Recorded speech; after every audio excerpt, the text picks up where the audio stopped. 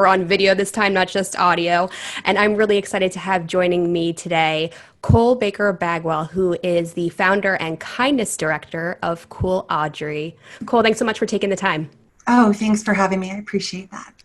So, the reason for this special meeting through the screen is you're speaking at our upcoming B2B SMX online experience, mainly because we just found your background so fascinating and, you really zero in on the importance of mindfulness. We're going to get into that part of the conversation soon, but let's start out with your history because your backstory, how you kind of got into this space is so fascinating. So why don't we start there?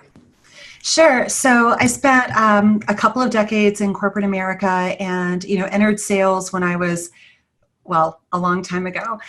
It was one of my first jobs out of school and kind of flowed through that for a couple of decades and had, chances to work with great companies and pretty toxic companies sort of all at the same time. And what I realized across the board was that in every case, no matter who I was working for or who I was working with, that business was about people. I mean, people do business, right? And the people were suffering in business. And so I, about 4 years ago, took a pretty big chance. I should add that I've also been a mindfulness practitioner for about 26 years and a yogi. And so 4 years ago, I made this very bold decision to converge the two worlds, to bring a little bit of my mat into the boardroom. And I did that when I was on Wall Street working with a big bank there.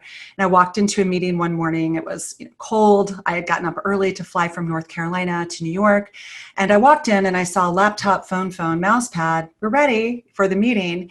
And I said, not today, folks. We're going to do this a little differently. So I had everybody close their laptops, put their phones on do not disturb, liberate themselves from their fancy watches. And I had them close their eyes. And we started breathing just the same way that we did when I would start my yoga classes. And what happened that day was after about 3 or 4 minutes, people started, firstly feeling something again and connecting with the moment that we were in. And the coolest part that happened was that no one opened their laptops or their phones for the rest of the time. So at the end of the meeting, we had 2 whiteboards, these giant whiteboards full of ideas that the people in the room had created together.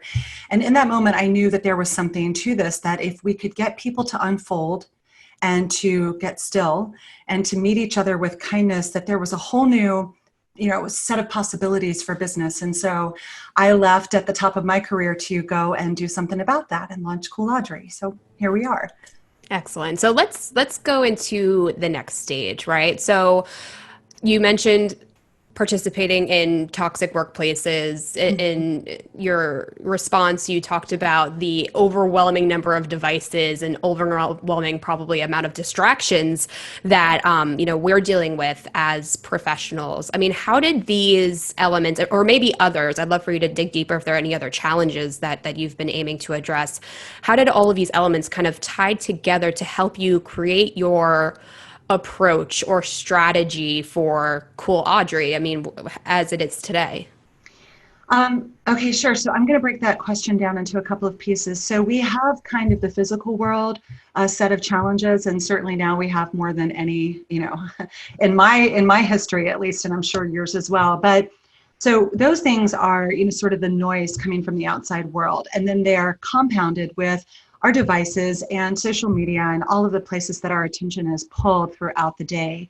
We're not really programmed or wired to handle that all that well. So that's one big problem. There's another sort of set of problems, and it's about the habits that we've cultivated for ourselves as people, from a society standpoint, from a personal standpoint, from professional standpoint, global standpoint, the whole thing.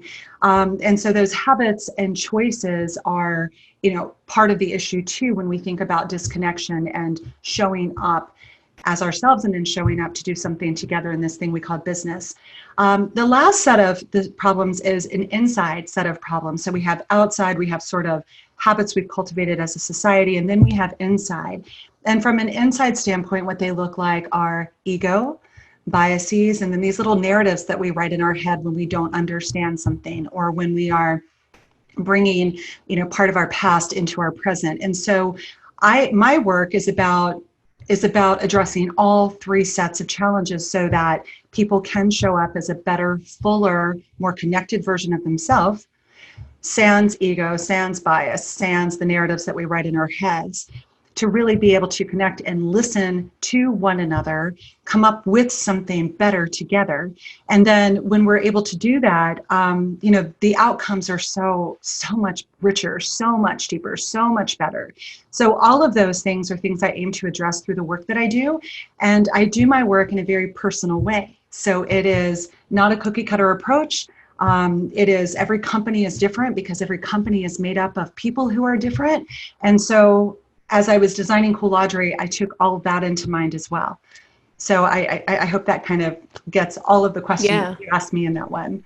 Yeah, absolutely. I do want to dig a little bit deeper into what's happening in the now, right? Yeah. Because I feel like we've always been overwhelmed by internal and external pressures, overwhelmed with information. These factors have existed for a while, but I feel like they have really amplified as Mhm. of late. A lot of conversations around mental health, around burnout. When we first got connected, we had a really, I think, enlightening conversation around how these personal scenarios, like the context of like, we're working from home, we're juggling more than ever, probably, how this is extending into the business worlds specifically like in B2B because teams have to collaborate, we have to go across departments, marketing, sales, ops, what have you. I mean, how is this all piling on top of us? That's an awesome question. And so here's the deal. The stress is not new. Our awareness of the level of stress is new. And certainly we have different challenges that have been added to the other ones that we've already talked about, right? Right. We have COVID, we have our sanctuaries have become our everything, our offices, the place where we teach our children, lessons for school. So all of that is really hard. And then I think people are suffering from screen fatigue. We miss one another so desperately. So those are new things, but the stresses that existed before from a distraction standpoint, those things are not new. We're just more aware of them now. And I think here's what happened.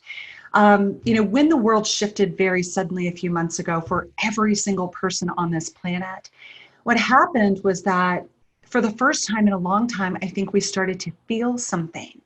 And so all of these things that we had sort of pushed down and ignored for a long time came bubbling up. And now people are stuck at home and they don't know what to do with this energy.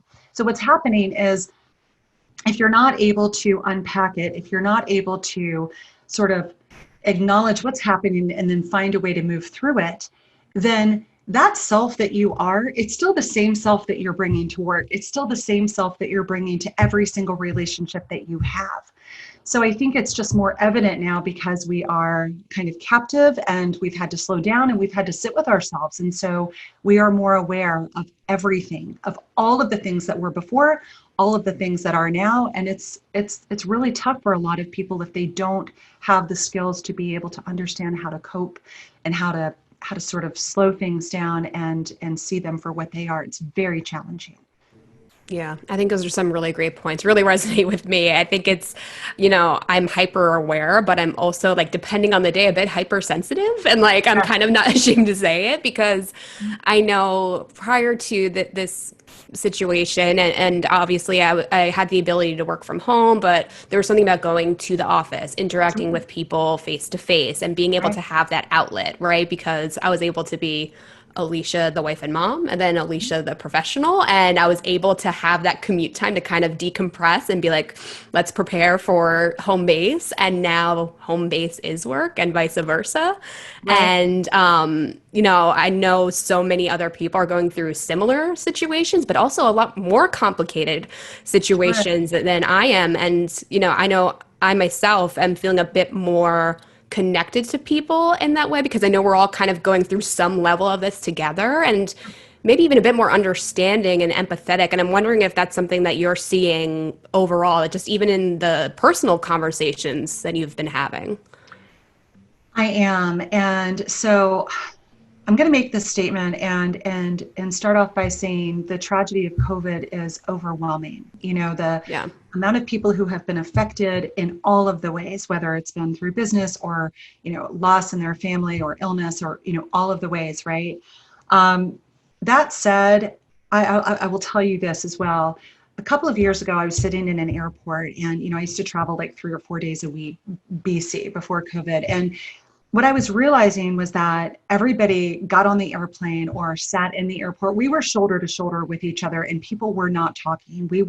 Had somehow, there was this slow burn that's happened where we've forgotten how much we need to be connected with one another. And so we were doing this weird thing where everybody was sort of in their own bubble. And, you know, it would break my heart to see that. And I remember having this one morning sitting in the airport, looking around me and saying, oh my gosh, is this where we've landed after 200,000 years? Like, Right. this is where we are. And so, you know, absent of the tragedy of COVID, it has been in many ways the hard reset that I think every single one of us has needed, because firstly, we've begun to feel again. So it's not a bad thing that we're having these feelings. It's just now we need to figure out how do we handle those feelings, right? What do we do with this energy that we have, as I mentioned before?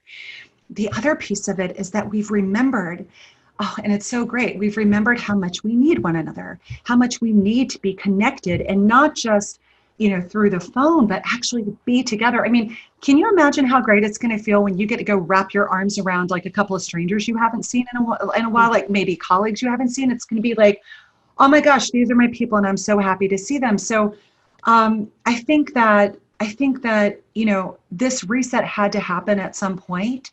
And my hope is that on the other side of this, because I have seen evidence of humanity rising, I have seen people paying more attention on conference calls than ever before, because Zoom and, you know, Google and all of these platforms force us to do that. You know, we have to be here.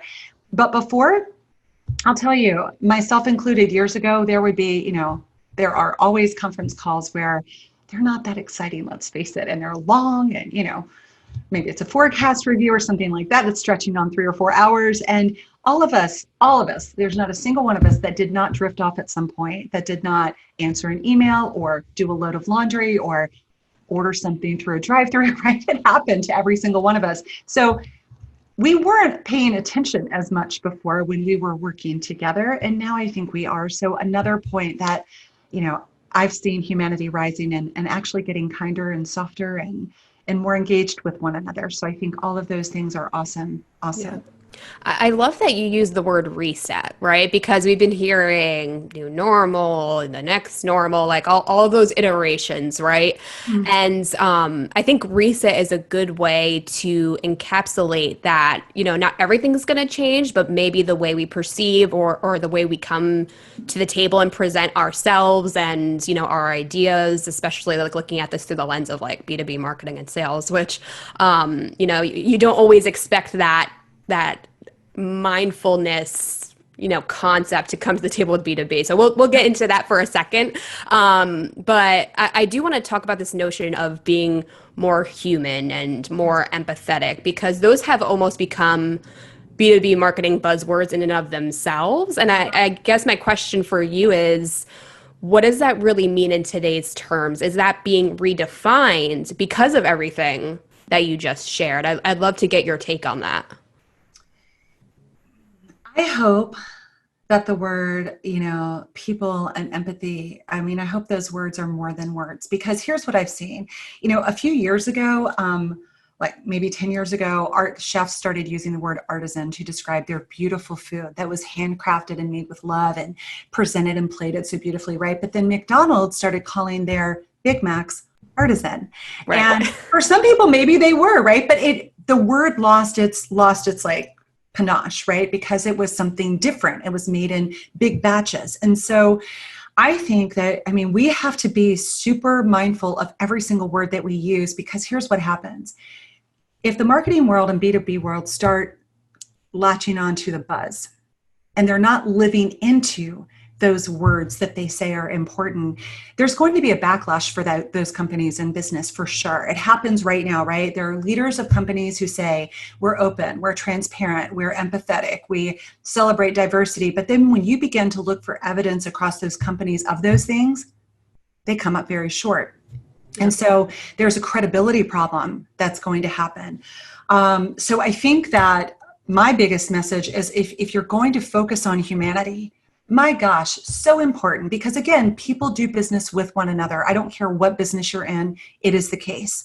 So living into that really offers companies an opportunity to do something to almost reinvent themselves and to reinvent their brand narratives as they think about, their purpose in this world. So I attach it to kind of 3 W's. It's who do you serve, what do you do, and why does it matter?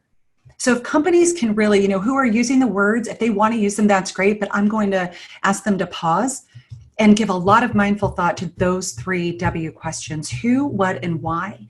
And if they understand that, and if they can really begin to live into that and show evidence of that, and then market and then meet their customers in that way, man, it's going to be super powerful. I think it's going to be like the next revolution in business, which is so exciting, right?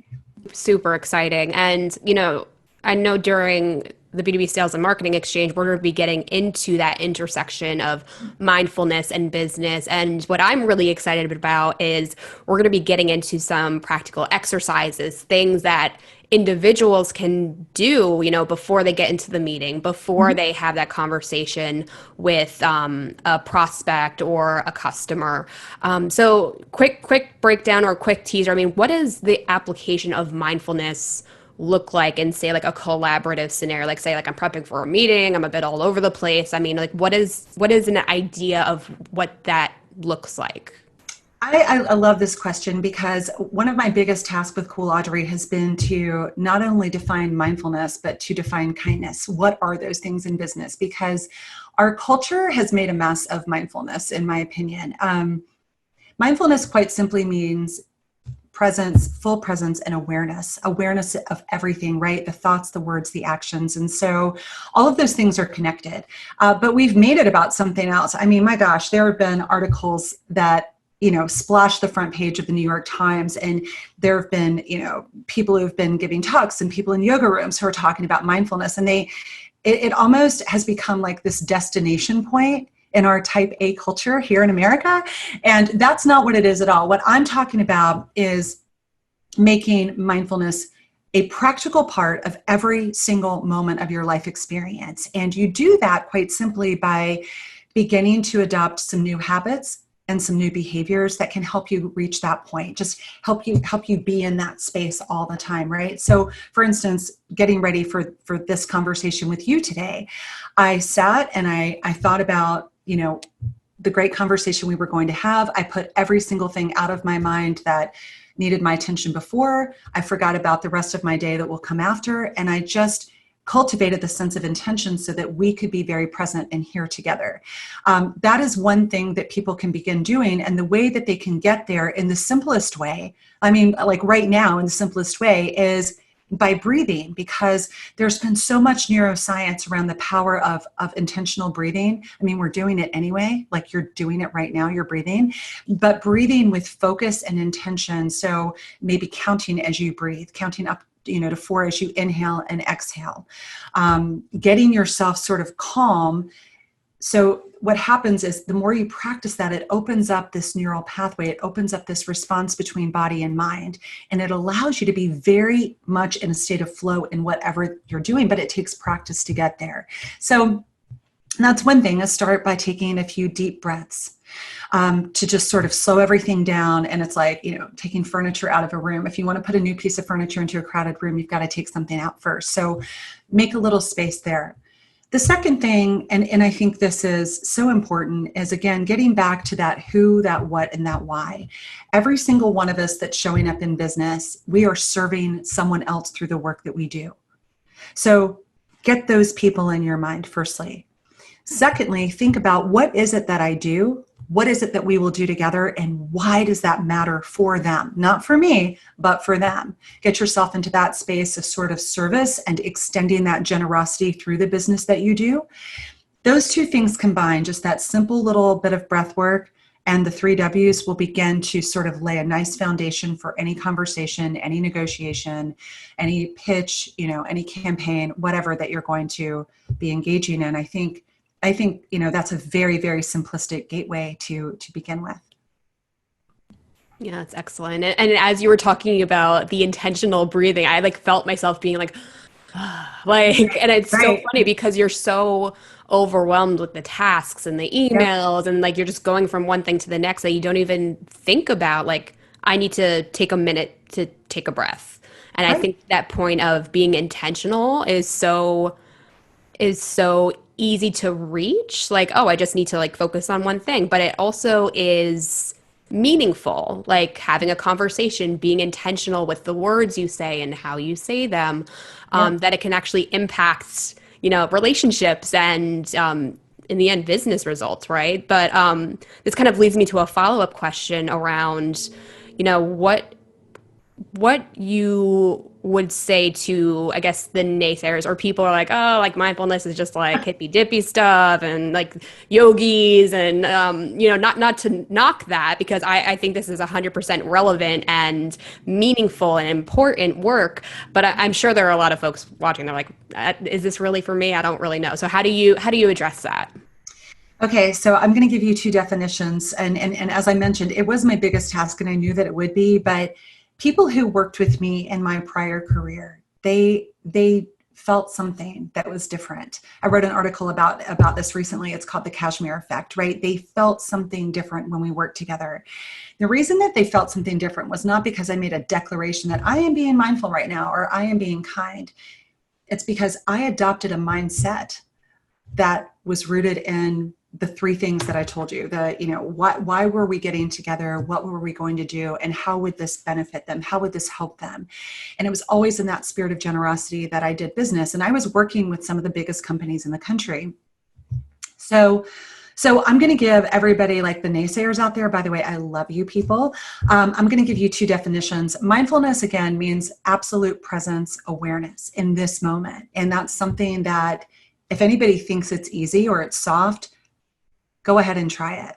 It's one of the hardest things in the world to do when you get started. But once you know how to roll with this, it becomes like this skill you can't ever remember being without.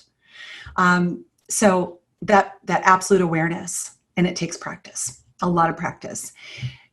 Kindness means do no harm. It doesn't mean you're the person showing up in the room all the time with a smile on your face saying yes. It doesn't mean you're a doormat. It means that you can have the super tough conversations, the conversations where people are coming from opposing sides. And you can do that in a way that does no harm. You can do that in a way where you are opening up a place for deeper collaboration, even innovation, by the way, because if people are heard, if people are respected, if people feel safe in that space, these really cool things happen called trust, collaboration, and innovation. So I tell everybody, like, there's nothing soft about kindness. It is, again, one of the hardest things that we can bring in because of the ego, the agenda, the biases, the narratives that, we kind of roll with up here in our mind. So, for the people that are naysayers, come join me. Like, let's check it out together and see what you think about the power of these two practices in business. I'll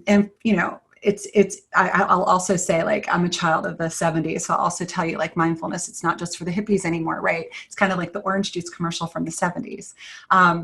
They are two of the most powerful forces that we can bring into business because they are the two things that bring people together in ways that amplify every single thing that's good and amazing, in all of us. So that's how I would respond to that question. I love that. And it's funny because as we are going through this conversation and start to peel back all of the layers, I'm noticing trends and correlations between all of these principles that you're talking about. So that idea of being kind, going into meetings with kindness, and how having hard conversations in an open way can lead to innovation, new ideas, new Sure. opportunities, and how the ego can prevent those things from Totally. happening, right? Yeah. Because in your Yeah. head, you're like, no, this has always worked. Like, why would we change now?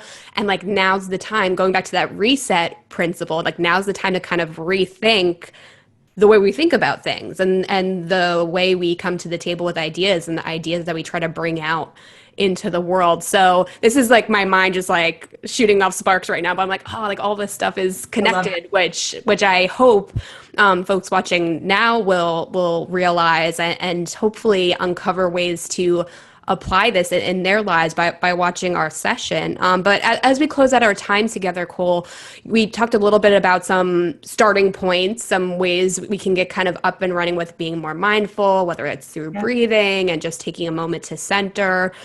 Are there any other resources or, even tips? I mean, there's so many like apps out there and so many Yeah. platforms. I mean, are there any like go-to ways that people can start to expand their learning a little bit, other than your session, of course, but Yeah, so I carry these around with me all the time. I carry these books with me all the time, and I actually carry like a pen, right? So here's what I would say. I would say that, I mean, apps are great. There are certainly some really great apps out there that people can use to guide them in what is really more meditation. I don't use that word in my work. I believe in the practice very strongly, but I don't use that word in my work. And I'm not even trying to get people to a place where they meditate through the work that I do. So those apps are more geared for that, but they're awesome. They're powerful. They are life-changing. So for people really interested in developing that deep personal practice, absolutely. I think those are great.